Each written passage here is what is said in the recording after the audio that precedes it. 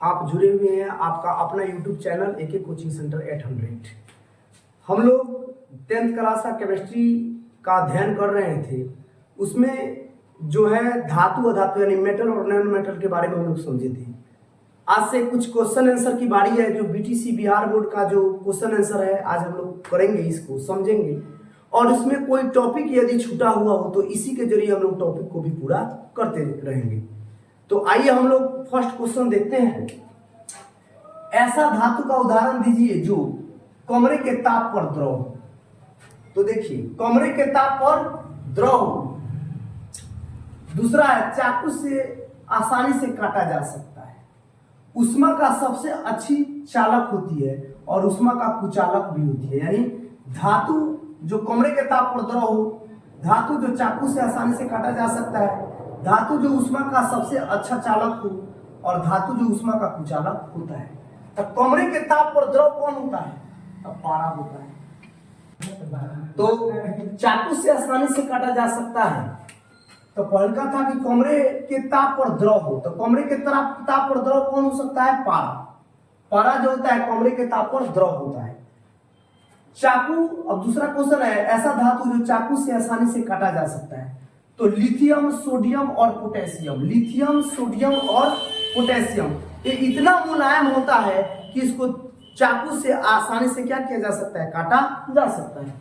धातु होते हुए भी इसको जबकि धातु कठोर होता है, लेकिन लिथियम, सोडियम और पोटेशियम ये तीनों धातु होते हुए भी कठोर नहीं होते, इतना मुलायम होते हैं कि इन्हें चाकू से काटा जा सकता है। तीसरा है उष्मा की सबसे अच्छी चालक होता है। तो उष्मा का और विद्युत का सबसे अच्छा चालक जो होता है वह चांदी और कॉपर होता है। जैसे कि हम तार लगाते हैं, यानी विद्युत तार जब लगाते हैं, बिजली का तार जिसे बोलते हैं, तो चांदी और कॉपर का सबसे अच्छा होता है। चांदी का क्यों नहीं लगाते हैं? चांदी जब सबसे अच्छा है चांदी, तो चांदी क्यों नहीं लगाते हैं? क्योंकि यह बहुत ज्यादा महंगा होता है, इसका खर्च क्या हो जाएगा? महंगा हो जाएगा। इसीलिए हम इसका उपयोग ज्यादा नहीं करते हैं, कॉपर करते हैं। उष्मा का कुचालक। तो उष्मा का कुचालक जो होता है लेड एवं पारा होता है। लेड एवं पारा होता है। ये दोनों जो होता है उष्मा का क्या होता है? कुचालक होता है। अब नेक्स्ट क्वेश्चन आते हैं।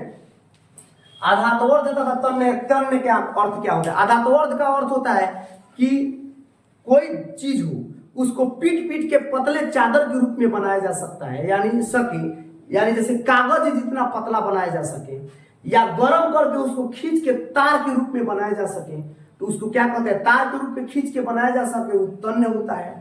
और जो पीट पीट कर पतली चादर के रूप में बनाया जा सके वो क्या होता है? आधातुवर्ध होता है। तो क्वेश्चन हमारा है कि आधातुवर्ध और तन्य का अर्थ बताइए। तो देखिए जिस धातुओं को पीट कर पतली चादर बनाया जा सकता है ऐसी धातुओं को आधातुवर्ध कहते हैं, और जिस धातुओं के पतले तार के रूप में खींचा जा सकता है ऐसे धातुओं को तन्य कहते हैं।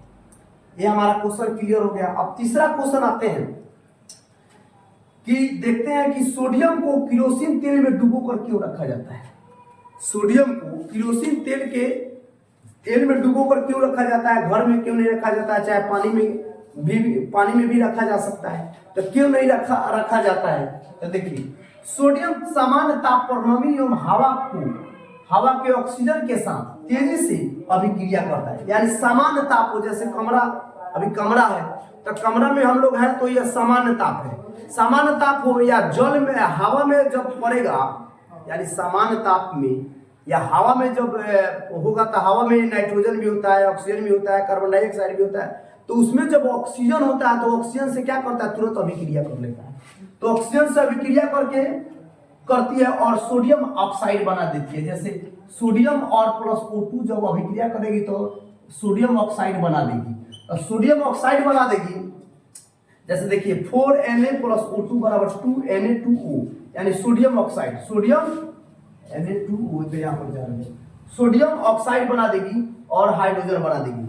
देखिए यहाँ पर सोडियम ऑक्साइड और 2Na प्लस 2H2O को, यानी सोडियम को अगर जल में रखते हैं यानी ऑक्सीजन में रखे तो सोडियम ऑक्साइड, और सोडियम को जब जल में रखे H2O तो क्या बना देगा? सोडियम हाइड्रोक्साइड और हाइड्रोजन बना देगा।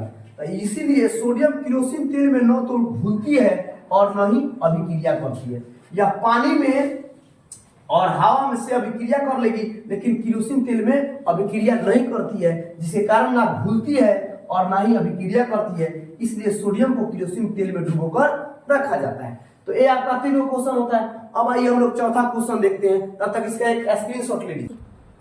अब जैसे क्वेश्चन है, नेक्स्ट क्वेश्चन जो है, धातु दिया गया है, कोई धातु है ABCD, ये 4 प्रकार का धातु है। जब इस धातु को आयरन सल्फेट में डाला जाता है तो कोई अभिक्रिया नहीं होती है, B जो है विस्थापन कर देता है, C जो है कोई अभिक्रिया नहीं होती है, D जो है कोई अभिक्रिया नहीं होती है। यानी देखिए यह धातु है और आयरन सल्फेट के विलयन में डाला जाता है तब यह प्रतिक्रिया दिया गया है, और फिर इसी को कॉपर सल्फेट में दिया जाता है तो विस्थापन कर देता है, कोई प्रतिक्रिया नहीं होती है। इसका मतलब कोई प्रतिक्रिया नहीं होती है। और सी को डाला जाता है कॉपर सल्फेट के विलयन में तो कोई अभिक्रिया नहीं होती है, और डी को डाला जाता है कॉपर सल्फेट के विलयन में तो कोई अभिक्रिया नहीं होती है। इसी प्रकार ए को जिंक सल्फेट में डाला जाता था कोई अभिक्रिया नहीं, बी को डाला जाता था कोई अभिक्रिया नहीं, सी को डाला जाता कोई अभिक्रिया नहीं, डी को डाला जाता था कोई अभिक्रिया नहीं। ए को जब सिल्वर नाइट्रेट में डाला जाता है तो कोई प्रतिक्रिया नहीं, बी को कोई प्रतिक्रिया नहीं, सी को विस्थापन कर देता है और डी का कोई अभिक्रिया नहीं। अब यह सारणी दिया गया है। अब सारणी के आधार पर यह क्वेश्चन पूछा गया है कि यदि इस सारणी का उपयोग करके धातु ABCD धातु है, जैसे लोहा हो सकता है, जिंक हो सकता है, कॉपर हो सकता है, एल्युमिनियम हो सकता है, कोई भी धातु हो सकता है, का संबंध में निम्न प्रश्नों का उत्तर दीजिए। सबसे अधिक अभिक्रियाशील धातु कौन सी है? यानी सबसे ज्यादा अभिक्रियाशील धातु कौन सी होगी? तो बी होगी। सबसे अधिक अभिक्रियाशील धातु बी होगी, क्योंकि बी ऐसा धातु है जो आयरन सल्फेट को विस्थापन कर देता है, और जो आयरन सल्फेट को विस्थापन कर देगा वह सबसे अधिक क्या होगा? अभिक्रियाशील होगा। दूसरा क्वेश्चन, धातु बी को कॉपर सल्फेट के विलयन में, देखिए कॉपर सल्फेट कहाँ है? यहाँ पर है। यानी धातु बी को कॉपर सल्फेट के विलयन में डाला जाता है जाए तो क्या होगा?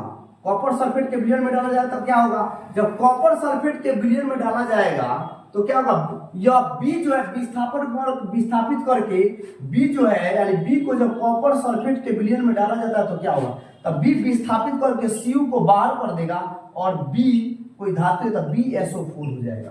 तो इसका मतलब हुआ कि विस्थापन अभिक्रिया होगी, यानी इसको विस्थापित कर दिया तो कौन सी अभिक्रिया होगी? विस्थापन अभिक्रिया। क्योंकि देखिए बी को हटा दिया, Cu को हटा दिया और Cu के जगह पर अपने आप को स्थापित कर दिया।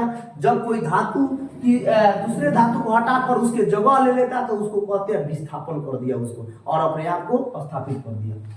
तो विस्थापन अभिक्रिया होगी, क्योंकि विलयन का हल्का रंग नीला हो जाएगा। जो रंग है, जो हल्का रंग हो है वो क्या हो जाएगा? रंग नीला हो जाएगा, और धातु बी पर लाल भूरे रंग का कॉपर जमा हो जाएगा। लाल भूरे रंग का कॉपर जमा हो जाएगा और क्या हो जाएगा? यह हट जाएगा। अब नेक्स्ट क्वेश्चन को आ रहा है, धातु ABCD की अभिक्रियाशीलता के घटते हुए कॉलम में व्यवस्थित कीजिए। तो देखिए सबसे अधिक अभिक्रियाशील बी है, उसके बाद में क्या है? ए है, क्योंकि एक कॉपर सल्फेट को विस्थापित कर दे रहा है, ए है। उसके बाद में सी देखिए, सी भी विस्थापित कर दे रहा है, सिल्वर नाइट्रेट को देखिए विस्थापित कर दे रहा है। तो पहले जो विस्थापित कर देगा वह 1 नंबर पर, दूसरा नंबर पर जो विस्थापित करेगा दूसरा नंबर पर, तीसरे नंबर पर जो विस्थापित करेगा तीसरे नंबर पर, और चौथा में देखिए कोई अभिक्रिया नहीं हो रही है तो क्या हो जाएगा? ये 4 नंबर पर चला जाएगा। इस प्रकार आपका एक क्वेश्चन हुआ सारणी के माध्यम से, इस प्रकार से क्वेश्चन पूछा जा सकता है। चलिए इसका एक स्क्रीनशॉट ले लीजिए। अब जैसे कि चौथा नंबर क्वेश्चन है, अभिक्रियाशीलता धातु को, कोई अभिक्रियाशीलता धातु तनु हाइड्रोक्लोरिक अम्ल में डाला जाता है तो क्या होगा? तो हाइड्रोजन गैस निकलेगा। क्या निकलेगा? Hydrogen gas. अब कह रहा है तो कौन सी गैस निकलती है? हाइड्रोजन गैस आयरन के साथ, आयरन यानी लोहा के साथ जब तनु क्या है? H2SO4 यानी सल्फ्यूरिक अम्ल, तनु सल्फ्यूरिक अम्ल यानी SO4 का की रासायनिक अभिक्रिया को लिखे तो क्या होगा? यहाँ पर H2 जो है यह गैस बाहर निकल जाएगा। देखिए H2 गैस बाहर निकल जाएगा और बच क्या जाएगा? फेरस सल्फेट, फेरस सल्फेट यानी SO4 हो जाएगा। तो कह रहा है आयरन के साथ तनु क्या सल्फ्यूरिक अम्ल की रासायनिक अभिक्रिया को लिखिए। तो देखिए रासायनिक लोहा के साथ जब H2SO4 यानी सल्फ्यूरिक अम्ल से अभिक्रिया कराई जाएगी तो H2 गैस क्या हो जाएगा? बाहर निकल जाएगा, क्या हो जाएगा? Ferrous sulphate.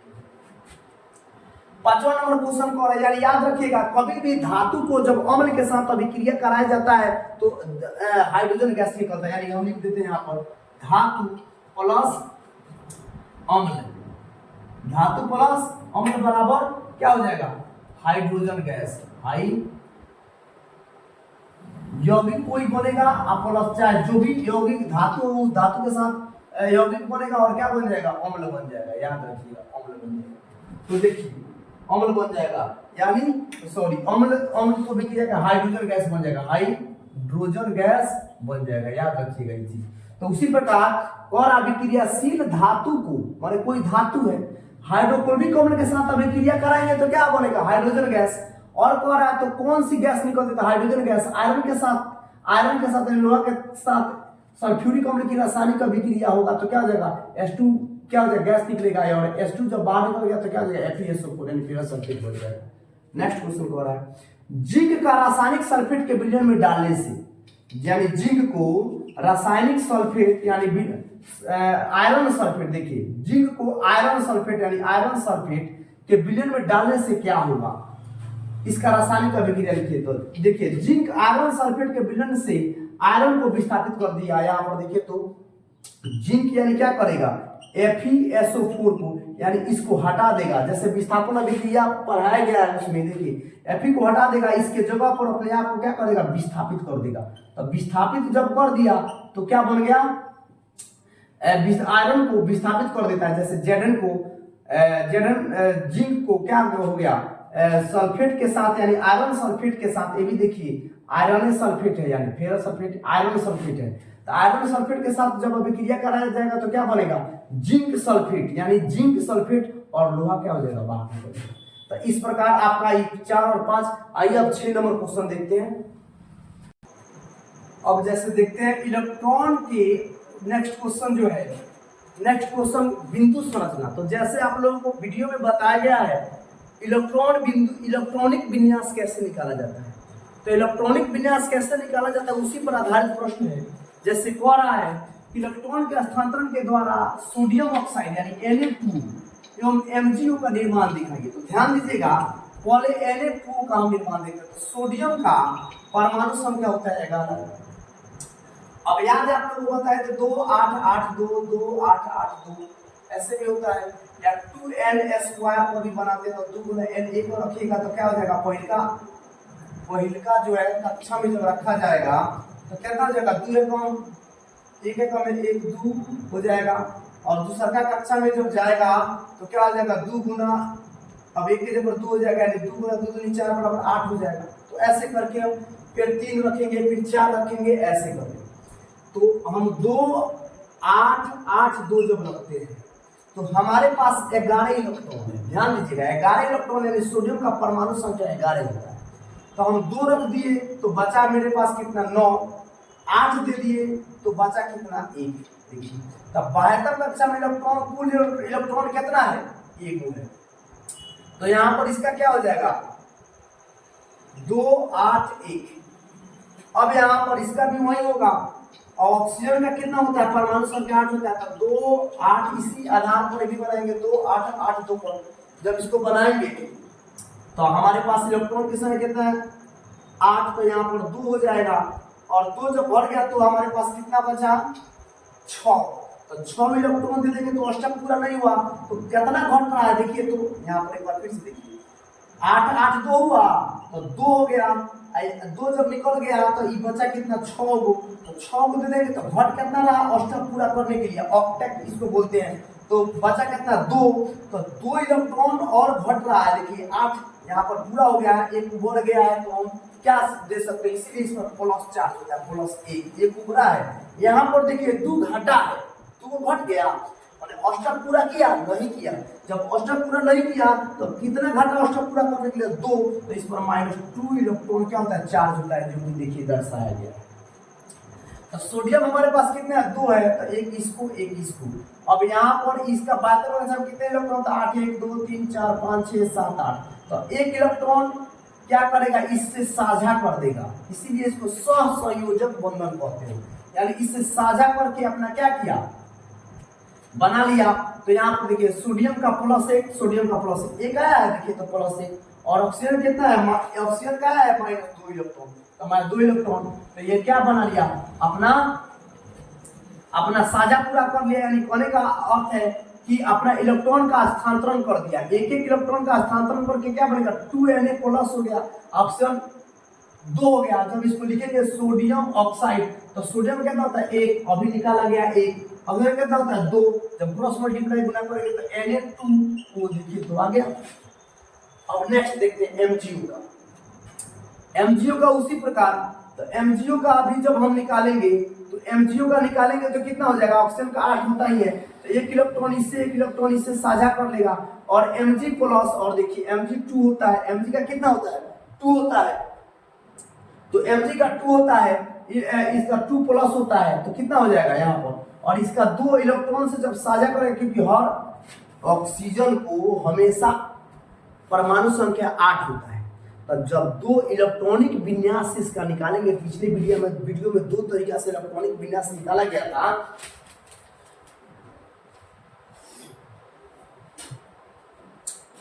पिछले वीडियो में 2 प्रकार से आप लोग का इलेक्ट्रॉनिक विन्यास निकाला गया था। एक प्रकार से ऐसा बताया गया था 1s2, 2s2, 2p6।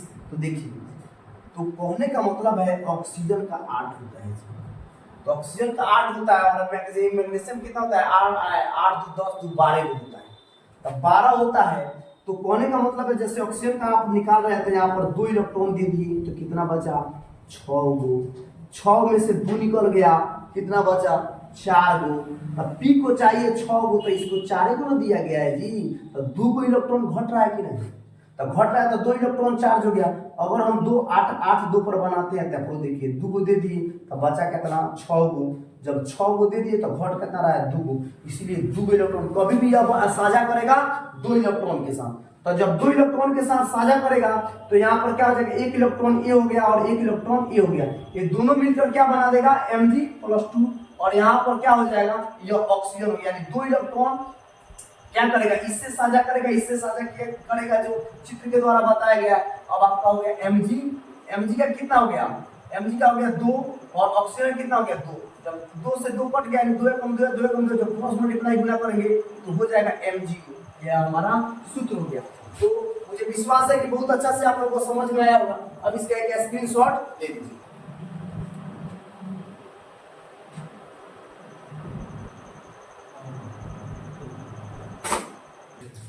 अब जो है, अब अगला क्वेश्चन है, सोडियम, ऑक्सीजन या मैग्नीशियम के लिए इलेक्ट्रॉन बिंदु संरचना लिखिए। तो देखिए सोडियम का होता है Na, अभी बताया गया, इसका होता है 11। तो ऑक्सीजन मैग्नीशियम के लिए इलेक्ट्रॉन बिंदु संरचना लिखिए। तो देखिए सोडियम का जो होता है क्या बताया गया 2 8 8 2, तो देखिए हमारे पास 11 गो रोटी है, हमारे पास कितना रोटी है 11 गो, 11 गो रोटी कहिए चाहे 11 गो इसका परमाणु संख्या, 11 जो परमाणु संख्या है, या आप इसको कहिए कि इसकी ताकत है, इसकी शक्ति है 11, चाहे इसके पास इलेक्ट्रॉनों की संख्या है। तो रहा बात इसमें से हमको इलेक्ट्रॉनिक विन्यास निकालना है कि इलेक्ट्रॉन है कितना, तो परमाणु संख्या 11 को है, यानी समझ लीजिए इस प्रकार समझिए कि हमारे पास 11 गो रोटी है, तो हम 2 गो रोटी दे दिए, माने बारी बारी से बुला रहे हैं, 2 8 8 2 को बुला रहे हैं, तो बारी बारी से बुला रहे हैं, तो 2 गो रोटी दे दिए।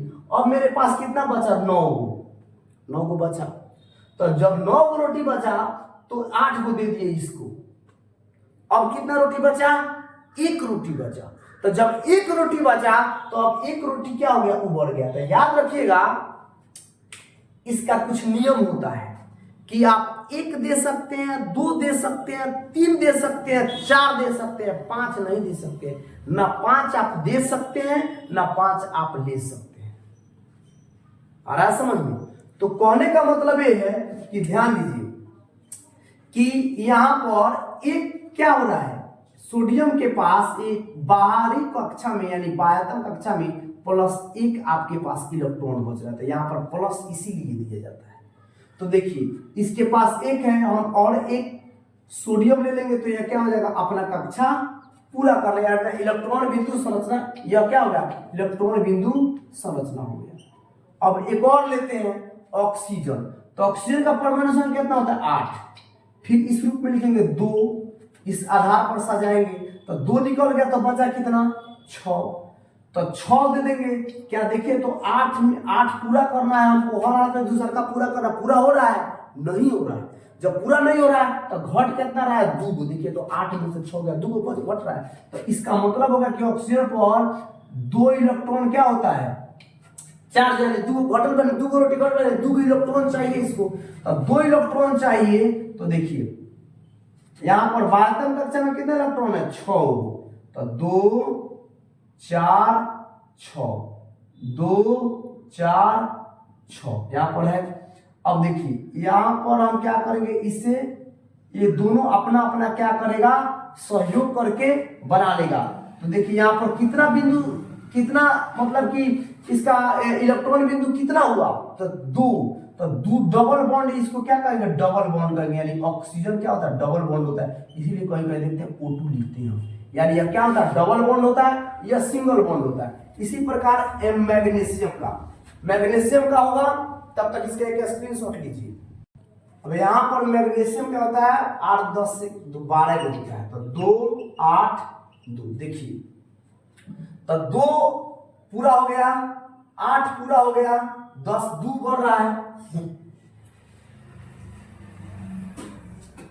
तो 2 बढ़ रहा है। तो देखिए तो इसको 8 में से 2 गया 6, तो हम अभी बताए कि 6 1 2 3 4 तक दिया जा सकता है चाहे लिया जा सकता है, 6 को तो दिया नहीं जा सकता है।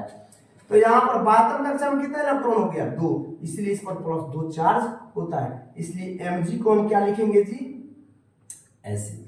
Mg जो होता है वो क्या होगा, 2 एक दूसरे को क्या करेंगे देने के बाद बराबर कर देंगे। तो यहाँ पर इसका देखिए सोडियम ऑक्सीजन मैग्नीशियम क्या हो गया इलेक्ट्रॉन हो गया। अब पूछेगा इसमें से कौन आयन है, तो कौन आयन है, तो सोडियम का हो जाएगा धन आयन, मैग्नीशियम धन आयन, ऑक्सीजन ऋण आयन। यानी जिस पर प्लस हुआ उभरा है वह प्लस होगा, और जिसको घाटा है देखिए तो इसको घाटा है 2, तो ये क्या हो गया ऋण आयन हो गया। चलिए इसका एक स्क्रीनशॉट ले लीजिए। जैसे कि अब आइए ध्यान से देखते हैं कि आयनिक यौगिक गलनांक कुछ क्यों होता है। आयनिक यौगिक जो होते हैं उनका गलनांक कुछ, यानी गलता ज्यादा से ज्यादा, मतलब कि उसको जैसे कि मान लीजिए गैस पर खाना बना रहे हैं तो कम जैसे कहा जाता है गांव में कि कम आंच पर खाना बन गया, आई ज्यादा आंच पर ज्यादा खाना रहेगा तो ज्यादा उसमें ऊर्जा लगेगी। यानी जो गैस जलता है वो क्या होता है ऊर्जा होता है, तो उसका गलनांक उच्च का मतलब होता है कि ज्यादा ऊर्जा लगाने पर तब वह गलता है। इसका मतलब होता है कि आयनिक यौगिक गलनांक उच्च क्यों होता है। तो देखिए आयनिक यौगिक धन एवं ऋण आवेश युक्त होते हैं। जैसे आप लोग देख लीजिए कि जैसे मान लीजिए कि सोडियम क्लोराइड, ये प्लस हो गया माइनस हो गया, तो यह प्लस हो गया माइनस हो गया, वही कर रहा है धन एवं ऋण। तो धन एवं ऋण आवेश युक्त आयनों से बने होते हैं, यानी जो धन और ऋण दोनों से बना होगा वह क्या होगा उसका गलनांक कुछ होगा। तो आयनिक यौगिक धन एवं ऋण आवेश युक्त आयनों से बने होते हैं तथा आयन स्थिर वैद्युत आकर्षण बल द्वारा एक दूसरे को काफी मजबूती से बांधते हैं। यानी स्थिर विद्युत के द्वारा क्या करते हैं एक दूसरे को ऐसे पकड़े हुए रहते हैं, बंधे रहते हैं। इस आकर्षण बल को कम करने के लिए अत्यधिक ऊर्जा की आवश्यकता होगी। जैसे बता रहे हैं अत्यधिक ऊर्जा यानी ज्यादा ऊर्जा की आवश्यकता होती है। यही कारण है कि आयनिक यौगिक गलनांक उच्च होता है। यानी आयनिक यौगिक गलनांक उच्च होने का 2 कारण है, धन और ऋण और एक वैद्युत आकर्षण बल, यानी दोनों के कारण धन और ऋण से युक्त होते हैं और वैद्युत आकर्षण, ये दोनों के कारण क्या होता है आयनिक यौगिक गलनांक उच्च होता है। दूसरा कह रहा है क्वेश्चन निम्न पदों को परिभाषित कीजिए। खनिज क्या है, तो देखिए पृथ्वी के भूपर्पट यानी पृथ्वी जो है पृथ्वी के ऊपर वाली जो परत होती है में प्राकृतिक रूप से पाए जाने वाले तत्व या यौगिकों को खनिज कहते हैं। यानी प्राकृतिक रूप से जो पाया जाता है, प्राकृतिक रूप से पाए जाने वाले तत्वों या यौगिकों को खनिज कहते हैं। अयस्क क्या है, वैसे खनिज जिनसे धातुएं आसानी से कम खर्च में प्राप्त की जा सकती है। यानी अयस्क जो होता है, जैसे अयस्क क्या हेमेटाइट लोहा के लिए बहुत सारा होता है। तो कहने का मतलब है कि माने जो धातु को आसानी से और कम खर्च से प्राप्त किया जा सकता है उसको क्या कहते हैं, अयस्क कहते हैं। और गैंग, गैंग क्या है, गैंग है अयस्क में मिली अशुद्धियां। अयस्क जब हम प्राप्त करते हैं तो उसमें बहुत सारी अशुद्धियां होती है, जिसको क्या कहते हैं, गैंग कहते हैं। तो ये खनिज, अयस्क और गैंग हो गया। आइए आगे देखते हैं।